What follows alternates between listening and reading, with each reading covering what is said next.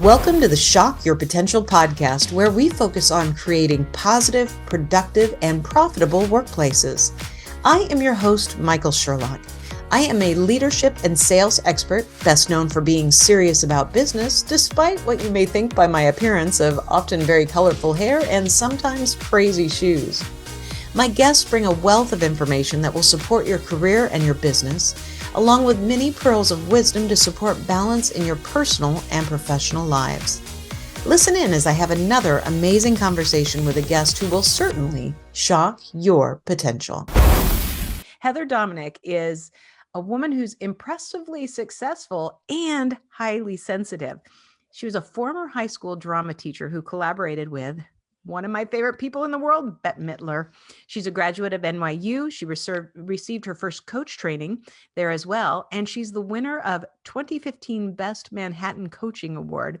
And there's a lot of ands in this. Creator of the 2014 Stevie Award winning virtual event, and A Course in Business Miracles, and 21-day discovery series that attracted 6,000 registrants from all around the world, including some really fun countries that I still would like to travel to, like Iceland and Russia.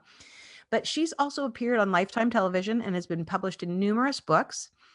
Also along right side in the book Stepping Stones to Success, alongside Deepak Chopra. I can never say his name right. Anyway, as long as I get her name right. So I cannot wait to pick her brain. And just so you guys all know, right before taping, I went onto her website because I was so excited to see what more that she had on there. And it invited me to take a test to see if I am sensitive as well. And so we'll reveal the results there. So Heather, thank you so much for joining me today. Thank you, Michael. I'm so looking forward to this conversation. I am too. I think it is just, I love what you do. I love what you try to do to unleash within people as well. So I only just gave the highlights. Tell us a little bit about who you are, a little more than that, and what your business is and how you help your clients to shock their potential.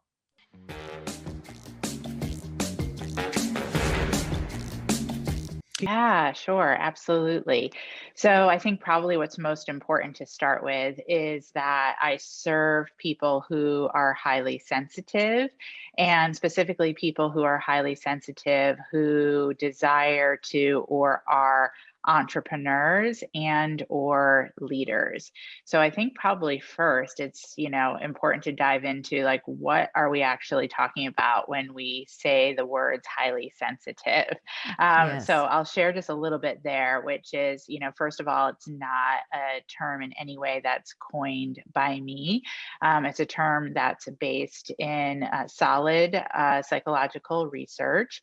And Dr. Elaine Aron is one of the founding researchers who's most known for her work in connection to the highly sensitive person, and has a book by the same name. And basically, what it means when you are a highly sensitive person is that your nervous system receives and reacts to stimulation at a much higher degree than someone who is not highly sensitive. So that can be anything from sight, sound, smells, energy, information.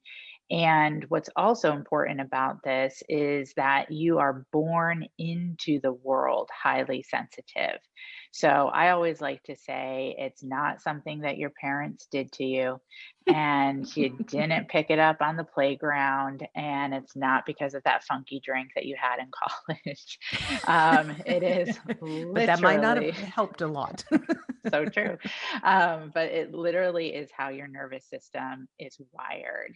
And also, what's important is that according to the research, there's 20% of us who are born into the world highly sensitive. So these factors set us up as highly sensitives to have a very different experience in the world than those who are not highly sensitive. I also like to say that the world is designed for the other 80%. And so what that can end up creating is a sense for those of us who are highly sensitive that there's something wrong with us, versus just we process the world because we process stimulation differently. So the work that I do supports those who are highly sensitive and being truly empowered as part of their highly sensitive nature, and how that is really available, the highly sensitive aspect of ourselves, to serve from a place of strength when it comes to something like entrepreneurialism or any other Mhm. type of leadership. Well, I love in the questions because they, as I was answering them, and we'll give the the secret toy surprise in the box right here is because we discussed it right before I hit play was that I came out as super uber highly sensitive. So, which is exciting to me to have a term for it. What I was really interested in those questions were things that I immediately went, oh yes. Oh yes, like, Right, are you often uncomfortable by like the sounds of sirens? Oh gosh, and when a siren goes by me, I have to stop and cover my ears. right. And it makes me want to cringe. Like, I had to get out of, Philadelphia for a while because we've had so many months of helicopters going over Right. that I finally started. I've been almost sleeping every night with my noise canceling headphones on Oh, because yeah. it was just overwhelming, and I never really thought about it. I mean, it's just something I've always dealt with, but as I was, going through the list of questions, it really does make you stop and think about, what things do affect you that you're just trying to deal with because it's a part of life, but maybe but not understanding that I was different with it. Exactly, exactly. So first of all, welcome to my world as a super Uber. And I will definitely say that when I learned that I was highly sensitive, it made such a difference. It has changed everything about, just how I operate in my day-to-day life, and especially as a person who lives in New York City. And I love living in New York City, Mhm. but I've learned how to have the city work even more so for me as a result of understanding that I'm highly sensitive. It's absolutely positively impacted my marriage, and it made all the difference for me in my business and professional life. And I think you really spoke to one of the keys, which is, oh, I thought this was something that I just had to deal with.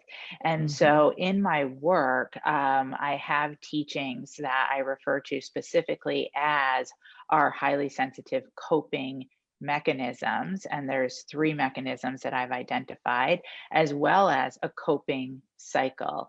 And for anyone who's what I refer to as an untrained highly sensitive, which just means that either you don't know that you're highly sensitive, or you haven't quite, been diving into how to really intentionally work with it, you're going to go through life pretty much coping.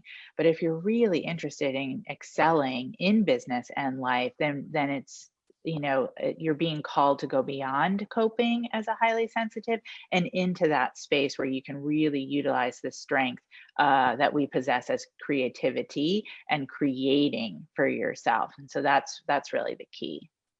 Wow. Yeah, I never really I never thought of this. This is fascinating on so many levels because I just want to ask you everything about me. But I'll make this about everybody else too. So when you work with somebody and like what are if we were having, a first session together, what are some of the ways that you would help me to at least, start to understand this a little bit more or learn how to maybe embrace it and run into it rather than looking at these things as things I have to cope with?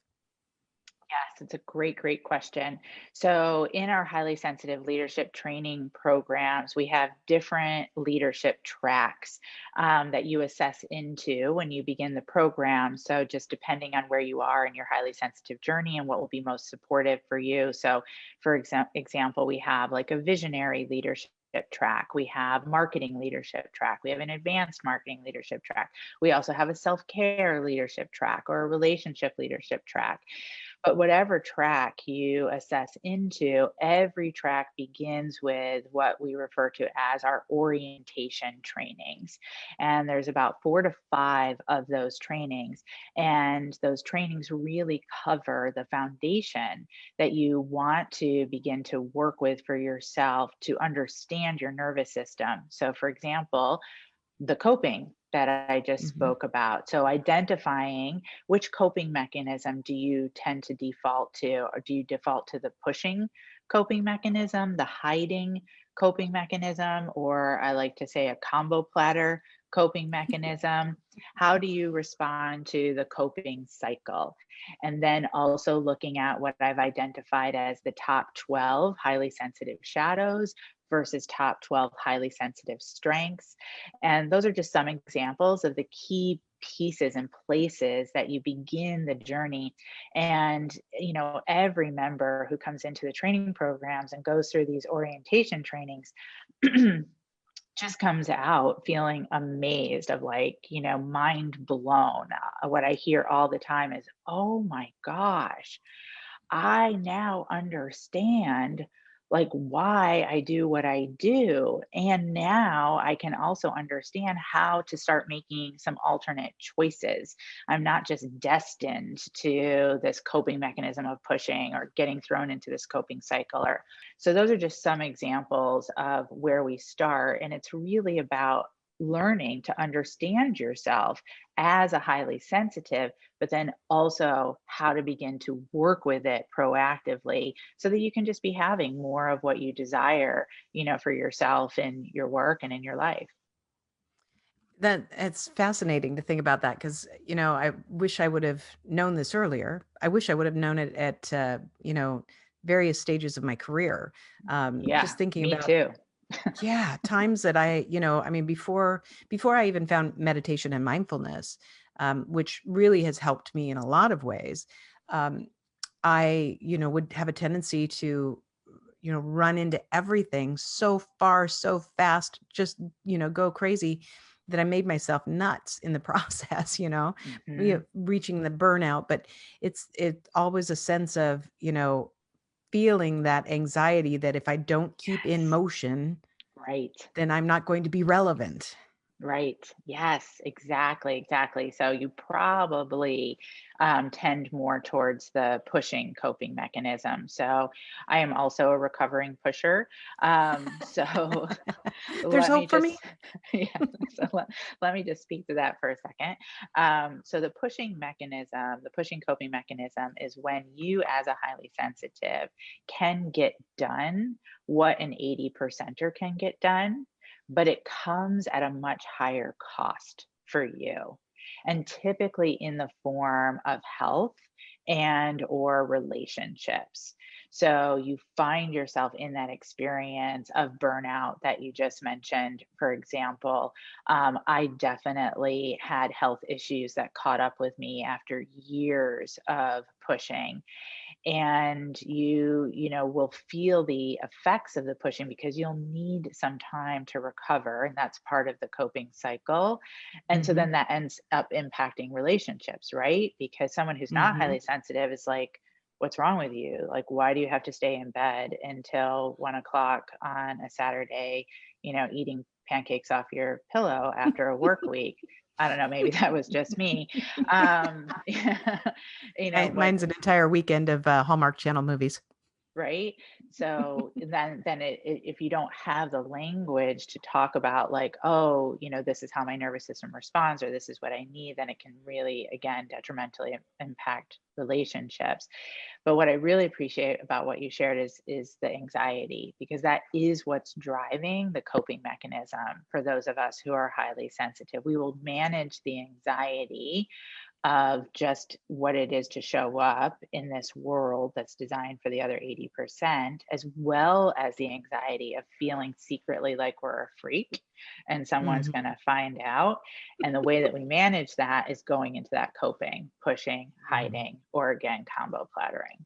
Mhm. Yeah, wow, boy, this explains a whole lot. Right? I know. Yeah.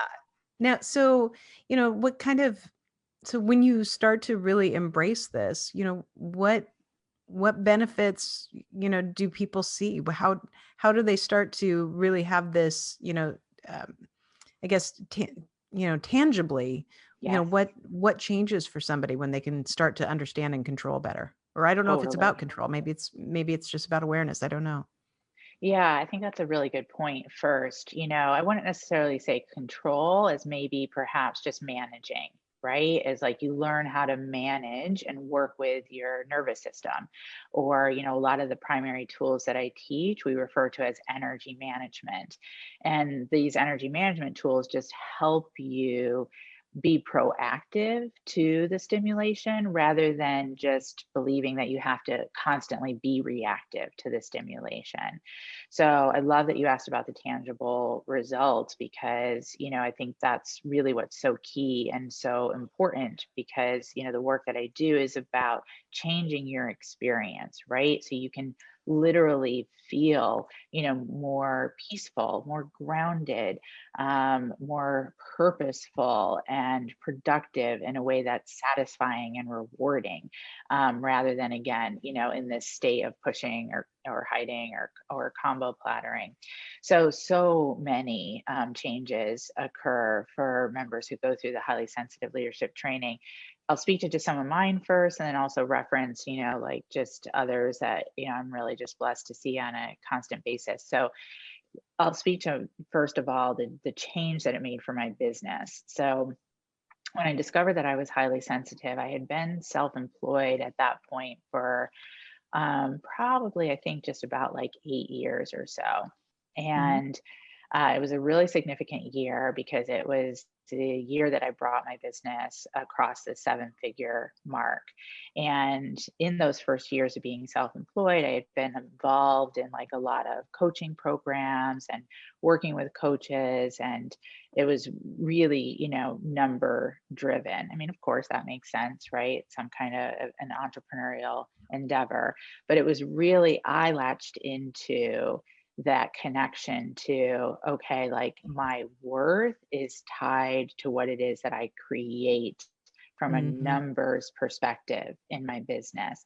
And that just plugged right into that pushing coping. Oh, yeah. And I created that outer success. But as I spoke about earlier, it came at a very, very high cost. I was absolutely overwhelmed. I was overexhausted. I was, really in like just not necessarily a good physical state. But also, ironically, like though on paper I had generated seven figures, I had my lowest net year that year. So Mhm. all of that really got my attention. Yeah. And I thought to myself, like, I cannot keep going like this. Like, if this is what it means to quote unquote, like, be successful as a person who's self employed, I'm not really sure I'm meant for this. And oh my gosh, if I'm not meant for this, then what the heck do I do? Um, so it was a real dark night of the soul. And through some deep, deep inquiry, I was led to Dr. Elaine Aaron and led to understand that I was highly sensitive. Excuse me. So once I learned that I was highly sensitive, excuse me, I started really understanding, oh, I need to go about everything differently. I Mhm. need to approach everything in my business from operations to marketing to selling in a way that works more with my nervous system and who I am. So I began this whole kind of redesign and reconfiguration of how I approached everything. And this is now so much of what I teach. And I was able to set up a different schedule for myself than 80 percenters. I was able to really make different marketing choices. I went about selling in an entire different way. And so I am now, over a decade later, still now the steward of a seven-figure mission that is consistently net profitable. I literally work like half of the hours of what I was Mhm. back at that time that I had like that dark night of the soul. I'm so much happier. And I really don't have that sense of, oh, my worth is connected to, the numbers on the page, the numbers in the books. It's more about what, motivates me as a highly sensitive, which is service. So Mhm. those are just some examples. And, I've seen those similar results for so many of the highly sensitive entrepreneurs and leaders that I serve, but also way beyond just professional, lots of personal shifts and changes as well that, I'm happy to speak to if that'll be helpful as well. Yeah, I think I wrote down Dark Night of the Soul because I know you've referred to that a couple times, and that tells such a story of when you hit a point where you're hitting a low of a low, especially where you said, I recognized I crossed seven figures, but I had the lowest net profit. And you have to be sitting there going, what am I doing? Why am I torturing myself this Right. way when Right. I What? began for a purpose? Right. Yeah. Exactly. Exactly. Everything you've described, I see myself in all of this. So it's been very enlightening for me. But, what are your tips or resources or ideas for my listeners and viewers to help maintain some of that mental flexibility? Yeah, I so appreciate that word flexibility. I really see that as such a key piece of leadership. One of the key teachings that I share, I refer to as resistance, shifting from resistance to resilience. Mm. So, for highly sensitives, but as you said, this definitely applies whether we're highly sensitive or not. Excuse me, when we're in resistance, we're often operating from what has was referred to in a study that came out of Wellesley College called shame shields, where we're constantly operating as an attempt to protect ourselves from experiencing any possibility of shame. And so, Mm. whether we're aware of it or not, that drives our decisions and it drives our actions. For highly sensitives, that really connects to shadows that I refer to, such as overprotection and definitely overwhelm. So, when we're untrained as highly sensitives, we're constantly making decisions from a place of, will this overwhelm me? Mm-hmm. And or how can I keep myself from being overwhelmed? So hopefully, as folks are listening, you can hear that's literally the opposite of flexibility, Yes, right? Is absolutely. because you're just setting up, like, such a wall of attempted protection versus when you learn to be in that flow of resilience. So, for those of us who are highly sensitive, again, I teach tools that are about energy management, which is that you manage your energy ahead of anything that you might be doing, whether that might be just managing your energy for the day or managing your energy as part of preparing for a presentation or managing your energy as part of preparing for a difficult conversation. So Mhm. there's an element of raising the bar of personal responsibility of how we show up before, not just how we react or respond to. And I've found that's such a key piece that then when the thing happens, whatever the thing might be, the Mhm. muscle has been built. So it's not, oh my gosh, this thing is happening to me. I have to retreat, figure it out, Mhm. and then show up. But there's more of that immediate call upon a well of resilience to go into, for those of us who are highly sensitive, accessing our strengths, such as the creativity, which Right. allows access to creative solutions in more so in the moment versus again falling prey to that overwhelm. So that's just one example. Again, that energy management piece being so key to support with the resiliency and that sense of flexibility. I think that makes so much sense, and it tells me a few things about myself too. I've always my entire life before a performance. So whether or not it's now speaking on a stage or when I was in high school and college and I was singing or in drama or had to get up and give a speech in class, I always take I call it my walk.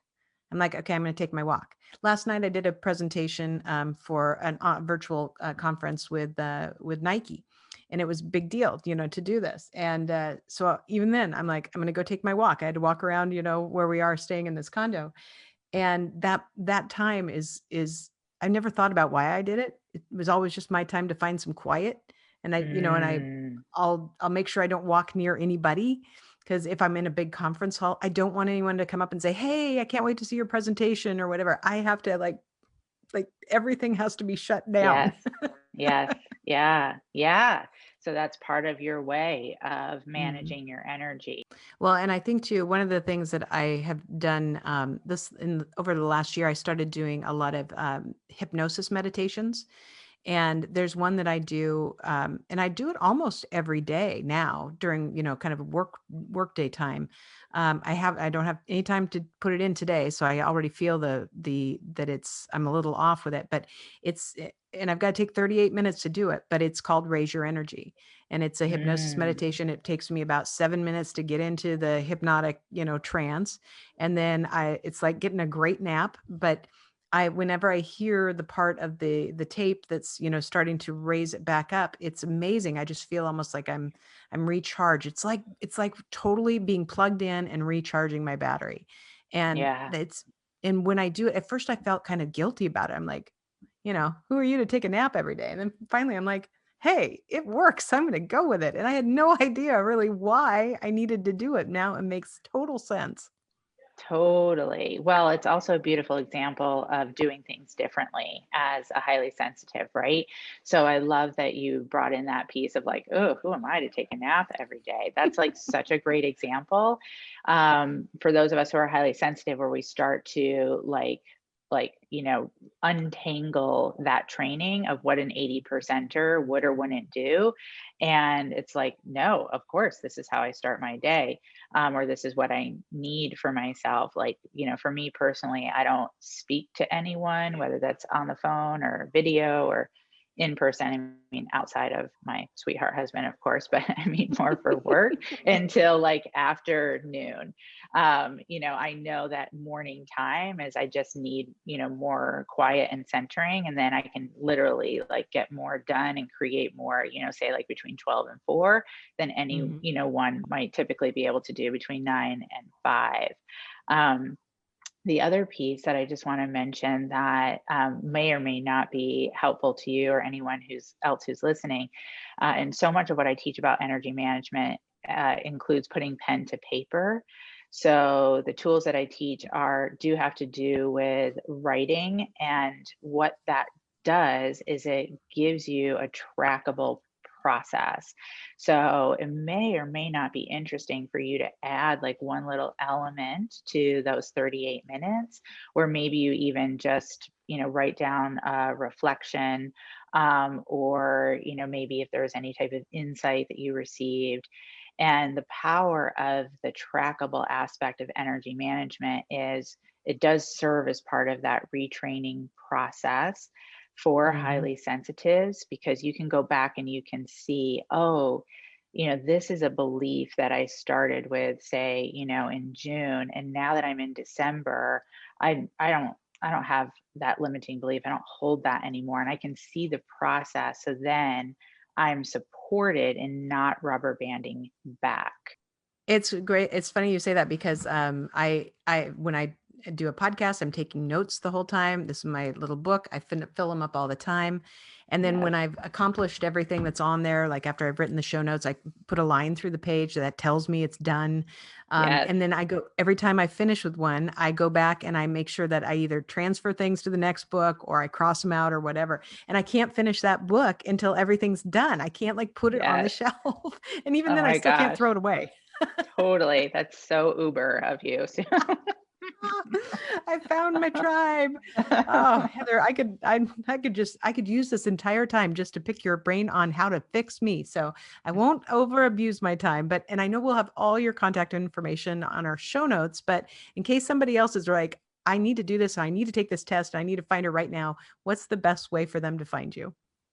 Yeah, for sure. So I would just recommend going to hsequiz.com, hsequiz.com. And it's really not a quiz because you don't pass or fail. Yeah, right. It's really just more of an assessment, but just HSE quiz makes a better URL. And when you take that quiz or that assessment, you'll discover if you're somewhat of a highly sensitive entrepreneur or a super highly sensitive entrepreneur, or like Michael and me, you are a super uber highly sensitive entrepreneur. And I would definitely recommend it whether you're in the entrepreneurial world or not. If you are a person who leads teams, if you are a person who just really truly desires to, be a leader of yourself and your life, you'll find value in that quiz as well. And then definitely in the free success guide that you receive once you've taken the assessment. So that's hsequiz.com. I love it. Well, before we go, do you have any last words of wisdom or pearls of advice for my listeners and viewers?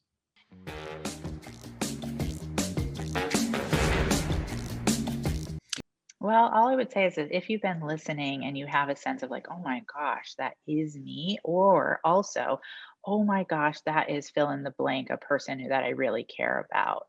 I would definitely really recommend that you follow this thread and do, find out more for yourself, find out support for yourself, whether it's, the HSE quiz or otherwise, because it will truly, truly change your life. And you'll just find that you're able to just have a greater, sense of, self-confidence and connection with others. And again, whether it's yourself or somebody else that you know in your life, I've just seen it change so many relationships, my own included, as I mentioned earlier. Awesome. Excellent. Thank you so much. I really have enjoyed having you on as a guest, and I am so glad we are connected. Likewise. Thank you so much, Michael. Thank you for joining us on another episode of the Shock Your Potential podcast. And as always, don't forget to subscribe, rate, and like us today.